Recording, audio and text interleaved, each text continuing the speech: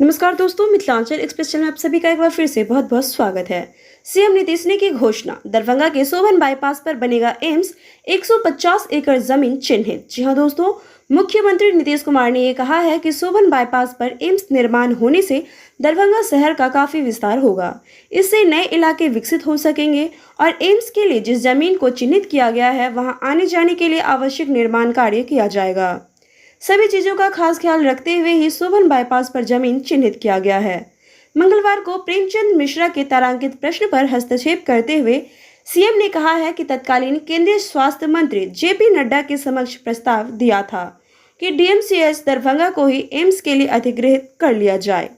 उस समय वे मान गए, लेकिन जब वे मंत्री से हटकर पार्टी की जिम्मेवारी संभालने चले गए तो नए मंत्री ने इसे स्वीकार नहीं किया।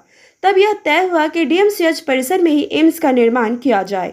जमीन भी चिन्हित कर ली गई थी, लेकिन समीक्षा के दौरान पाया गया कि इससे डीएमसीएच की स्थिति अच्छी नहीं रहेगी। एम्स निर्माण होने से मरीजों का दबाव उस इलाके में बढ़ेगा और ऐसे में आने जाने में लोगों को काफी परेशानियां हो सकेंगी। इसलिए सोबन बाईपास पर 150 एकड़ जमीन एम्स के लिए चिन्हित की गई है। सीएम ने कहा कि चिन्हित जमीन के अधिग्रहण का काम प्राथमिकता के साथ किया जाएगा।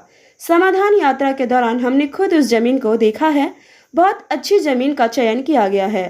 प्रश्नकर्ता के साथ ही मौजूदा और पूर्व के स्वास्थ्य मंत्री के अलावा कोई और भी सदस्य उस जमीन को देखना चाहे तो उनका स्वागत है। मेरे साथ चलें और उस जमीन का लोकेशन देखें तो ये पता चलेगा कि कितनी अच्छी जमीन चिन्हित की गई है। इससे पहले उप मुख्यमंत्री तेजस्वी प्रसाद यादव ने कहा है कि पहले से चिन्हित जमीन में जल जमाव व ट्रैफिक जाम की समस्याएं, आरओबीओ, एलिवेटेड रोड की आवश्यकता सहित अन्य समस्या के मद्देनजर सोबन बाईपास पर जमीन चिन्हित की गई है। प्रश्नकर्ता ने कहा कि सोबन बाईपास पर चिन्हित जमीन 28 फीट गहरा है, तो उप मुख्यमंत्री ने कहा कि उसका समाधान किया जाएगा। चिन्हित जमीन ईस्ट वेस्ट कॉरिडोर से 3 किलोमीटर तो असम दरभंगा 4 लेन से 7 किलोमीटर दूर है। वहीं जल संसाधन मंत्री संजय कुमार झा ने कहा है कि केंद्र सरकार ने जब दूसरा एम्स का प्रस्ताव मांगा तो मुख्यमंत्री ने ही दरभंगा का नाम सुझाया।